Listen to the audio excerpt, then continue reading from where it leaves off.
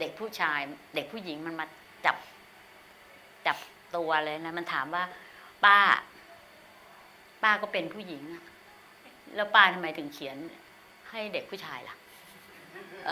ทำไมป้าไม่เขียนให้เด็กผู้หญิงมันถามแบบเนี้ยแล้ว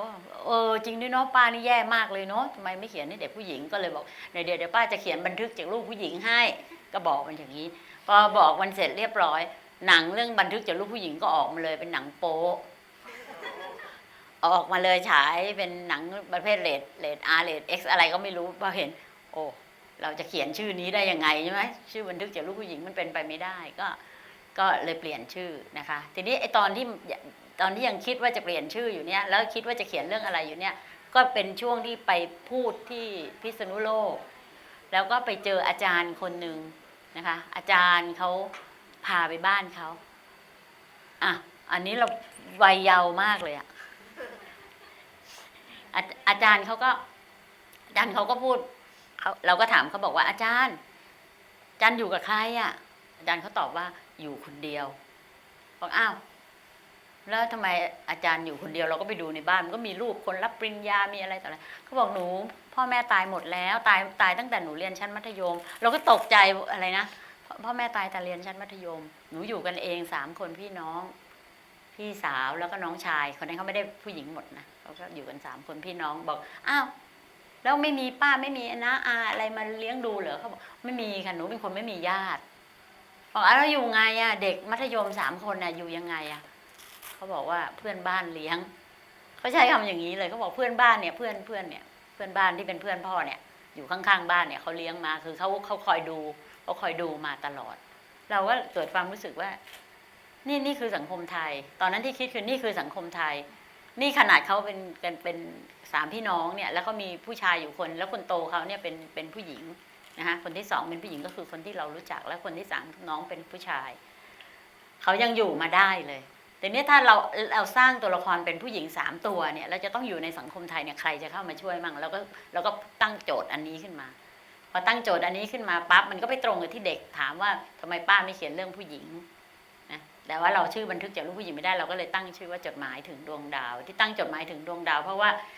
ไม่รู้คิดยังไงตอนนั้นนะว่ายังไงให้แม่ตายบทที่1คือจะให้หมดไงจะให้ว่าไม่มีใครเลี้ยงเขาเลยใช่ไหมก็ต้องให้แม่ตายบทที่1ว่าแม่ตายบทที่1ปั๊บเนี่ยมันเกิดความรู้สึกว่าเราจะเขียนอะไรได้เร็วที่สุดก็คือเราจะเขียนผ่านรูปของจดหมายซึ่งเป็นเรื่องเล่าที่เล่าง่ายที่สุดเพราะคือเราต้องยอมรับว่าความเป็นนักอ่านเนี่ยนวนิยายเนี่ยมันมีอิทธิพลต่อชีวิตจริงๆนะคะดังนั้นเรื่อง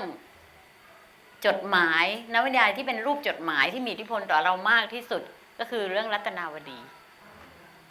นะรัตนาวดีเจ้าสาวของอานนท์ปริศนา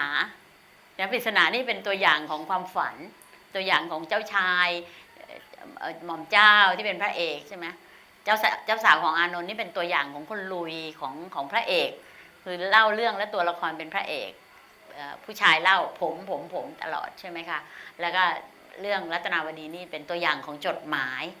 เขียนจดหมายแล้วมันเป็นเรื่องได้แล้วเราก็เลยคิดว่าจดหมายถึงดวงดาวเราก็จะใช้วิธีนี้เพราะว่ามันเป็นเรื่องที่เราอยากเขียนแล้วจะเขียนให้เร็วที่สุดความรักก็ความรักหนุ่มสาวนะเรื่องนี้รักหนุ่มสาว100%เลยคือไม่ก็วัยรุ่นแต่มันเป็นวัยรุ่นแบบที่แม่ตีกรอบไว้เคยมีนักวิจารณ์คือน้องนั่นสุภาพพิมพ์ชนเขาวิจารณ์ดีมากเลยนะพออ่านแล้วเรามันจริงคือเขาบอกว่าจริงๆแล้วคือชมัยพรไม่กล้าพาตัวละครเผชิญปัญหาแม้แต่1ใช่ไหมน้ำก็ไม่กล้าให้น้ำนอนกับทารีใช่ไหมก็ไม่กล้าให้เสียตัวพูดง่ายๆไอ้พลอยนี่ก็โอเคไอ้นี่อยู่ในกรอบของมัน 100% อยู่แล้วไงแย่ๆอยู่แล้วส่วนไอ้ตัวเล็กเนี่ยตัวสุดท้องเนี่ยมันถูกข่มขืนนะในเรื่องนี้มันตอนที่มันกลับบ้านที่มันเฟมินิสต์มากๆแล้วมันกลับบ้านแล้วมันก็ไปเจอไอ้คนที่มันมาข่มขืนแล้วก็ไอ้นาทีผ่านมาช่วยทันไอ้ตอนที่นาทีผ่านมาช่วยทันเนี่ยนักวิจารณ์เขาถามว่าอันนี้แหละคือชมัยพรคือนักเขียนไม่กล้าให้ตัวละครถูกข่มขืน คือยังไม่สามารถที่จะออกไปจากขนบของการเขียนเรื่องแบบที่นางเอกจะต้องบริสุทธิ์ผุดพองได้ ไม่กล้าแม้แต่จะสะท้อนปัญหาจริงๆที่มันเกิดขึ้น ตัวละครก็ไม่กล้าให้ถูกข่มขืนพอเราอ่านของน้องวิจารณ์มันจริงฮะแต่เราก็ไม่กล้าอยู่ดีอะเราไม่กล้าเรารู้สึกว่าเราไม่สามารถทำร้ายตัวละครได้อะจุดสำคัญของเรื่องเนี่ยมันอยู่เป็นช่วงๆไงมันอยู่เป็นช่วงๆถ้าเป็นระหว่างตัวละครเนี่ยตัวละครมันจะต้องซัดกันก่อนใช่ไหมเช่นตอนแรกนาทีมาชอบพลอยทุกคนก็บอกให้นาทีต้องเป็นแฟนพลอยแน่ๆอะไรเงี้ยแต่ว่าระวังเราไว้แล้วจริงๆเราไม่ได้ให้นาทีเป็นแฟนกับพลอยหรอกเราจะให้พลอยเนี่ยเป็นแฟนกับศิลาอยู่แล้วเพราะนั้นเราก็ต้องสร้างศิลาขึ้นมาซ้อนกันอยู่ตลอดเวลาที่ก็ไม่เข้าใจตัวเองเหมือนกันนะว่าตอนนั้นทำไมเราคิดทำไมเราถึงสามารถสร้างตัวละครให้มันซ้อนๆกันแบบนี้คือให้ตัวละครตัวนี้ไปชอบตัวนั้นตัวนี้ซึ่งพอแก่ๆแล้วมันไม่มีอารมณ์แบบเนี้ยแต่จริงๆตัวละครก็ไม่มีอารมณ์เจ้าเล่ห์เลยนะเป็นคนดีตลอดทุกตัวเป็นตัวดีนะไม่มีตัวเลวก็คิดอยู่นะก็คิดอยู่ไอ้เรื่องวิธีเขียนว่าเราจะเขียนยังไงให้มันมีตัวละครที่มันเป็นตัวดำอ่ะให้ตัวดำมันดำออกมาแล้วก็มาประชันกับตัวขาวนะแต่ก็คิดแล้วคิดอีกว่าสงสัยทำไม่ได้เรื่องของการดูแลซึ่งกันและกันการที่มนุษย์มีสัมพันธภาพที่ดีต่อการดูแลกันทำให้ชีวิตมีความสุข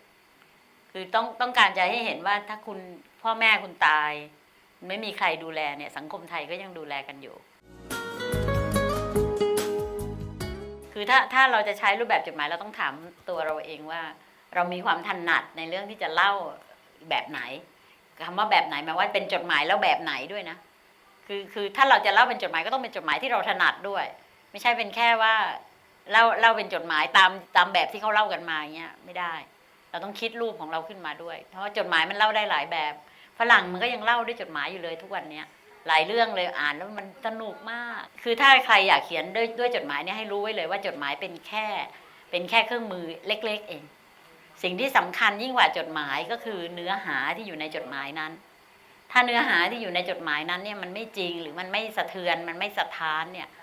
จดหมายก็ช่วยอะไรไม่ได้นะคะจดหมายมันช่วยได้แค่นิดหน่อยตอนขึ้นต้นแต่หลังจากนั้นแล้วเป็นเรื่องทั้งนั้นเลยตัวเรื่องนะคะแล้วจะเขียนด้วยรูปแบบจดหมายหรือไม่รูปแบบจดหมายก็จำไว้แล้วว่า